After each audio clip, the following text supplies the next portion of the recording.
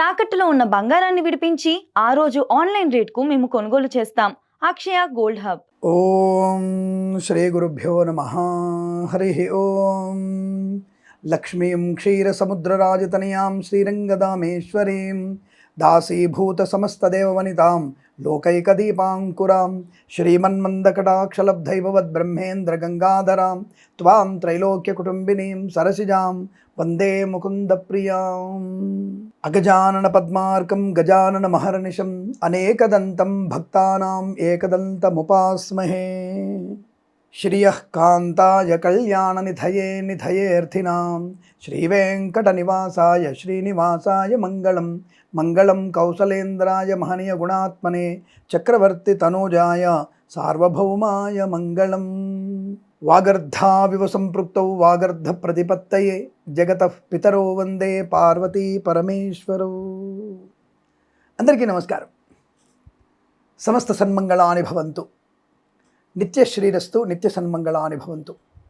2026 ఈ English calendar ప్రకారంగా దాదాపుగా మనకున్నటువంటి వెస్టర్న్ ఆస్ట్రాలజీ ప్రకారం, అంటే పాశ్చాత్య ఆస్ట్రాలజీ జ్యోతిష విధాన ప్రకారంగా సంవత్సర ఫలితాలు ఎలా ఉంటాయి, దాన్ని ఇంచుమించుగా మనము దాదాపుగా 4 గ్రహాలని కలుపుకోవడం, అంటే ఇంచుమించుగా 4 గ్రహాలని కలుపుకోవడం, శని, గురుడు, రాహుకేతువు.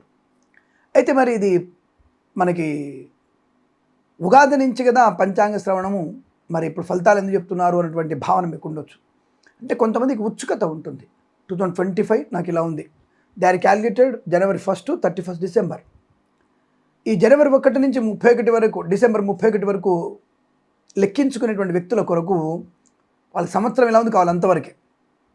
దాంట్లో సనాతన ధర్మానికి కట్టుబడిన వాళ్ళు కొంతమంది ఉగాది పంచాంగం చూస్తే, ఇతర మతాల వారు వారి వారి యొక్క మతానుసారంగా ఈ ఇంగ్లీష్ క్యాలెండర్ ఎలా ఉంటుంది 2026 ఓన్లీ అన్నటువంటి ఉత్సాహంతో అడుగుతూ ఉంటారు. కాబట్టి దాన్ని కొంత రాబోయేటువంటి గ్రహ సంచారాన్ని కలుపుకుంటూ ఇప్పుడున్నటువంటి 4 మాసాలు, అంటే జనవరి, ఫిబ్రవరి, మార్చ్, ఈ మాసాలని మనం కలుపుకుంటూ చెప్పేటువంటి గోచార ఫలితాలే 2026 వెస్టర్న్, అంటే ఆస్ట్రాలజీగా, అంటే గోచార ఫలితాలుగా, సంవత్సర ఫలితాలుగా, ఇంగ్లీష్ క్యాలెండర్ సంవత్సర ఫలితాలుగా చెప్పబడుతుంది అన్న విషయాన్ని గమనించుకోండి. అనవసరంగా దానికి ఉగాది గురించి చెప్పేవి చెప్తున్నారు మారిపోతున్నారు అనకండి. ఉగాది పంచాంగంలో జగల్లగ్నం, వర్షలగ్నం, నవనాయక ఫలితం అవన్నీ చాలా వేరే ఉంటాయి. సో అప్పుడు మీకు ఉగాది ఫలితాల ముందు, అంటే మీకు ఫిబ్రవరి, మార్చి ముందే చెప్పే ప్రయత్నం చేస్తాం. ఈ 2026లో ఉన్నటువంటి ఫలితాలు ఏంటి, అంటే ఎలా ఉన్నాయి అసలు అని అడిగితే, ముఖ్యంగా మనకి చాలా మటుకు కొంత 12 రాశుల ఫలితాలు చూసినప్పుడు వృశ్చిక రాశి వారికి 2026 ఇంగ్లీష్ క్యాలెండర్ ప్రకారంగా ఎలా ఉండబోతోంది.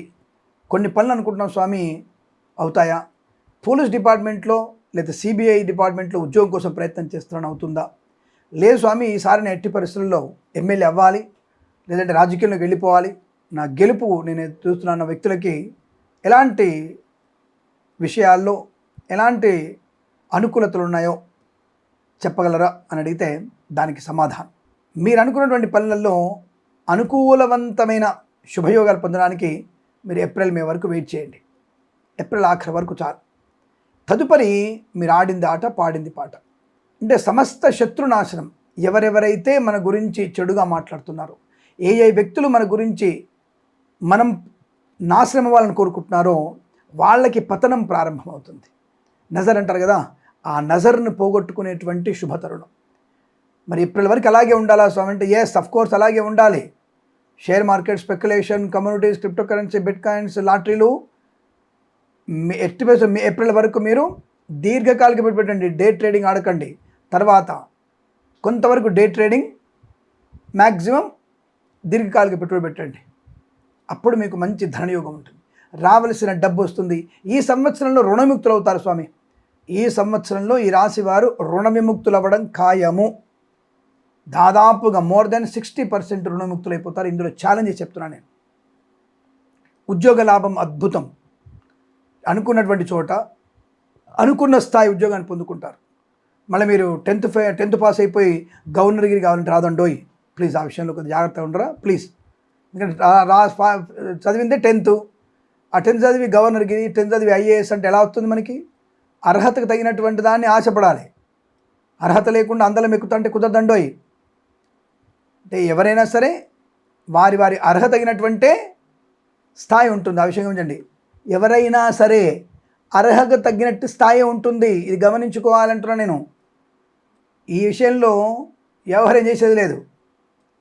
కానీ నీ అర్హత ఎంత నువ్వు డెవలప్ చేసుకోవాలి.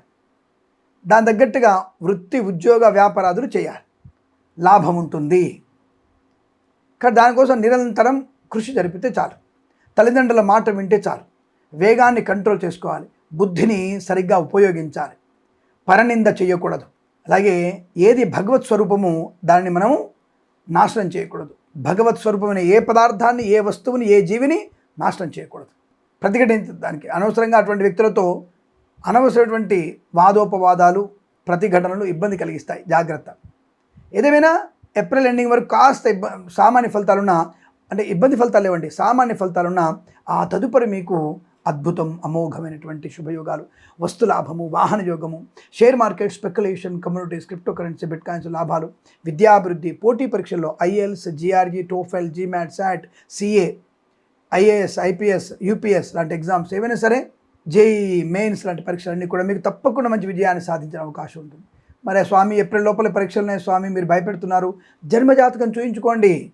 జన్మజాతకం చూయించుకుంటే తప్పకుండా మీకు అనుకూల ఫలితాల కోసం ఏం పరిహారం చేయవచ్చు తప్పకుండా చేసుకుంటే మన ప్రయోజనాన్ని, మంచి విజయాన్ని సాధించే అవకాశాలు ఉంటాయి. ఇందులో సందేహం లేదు సుమా.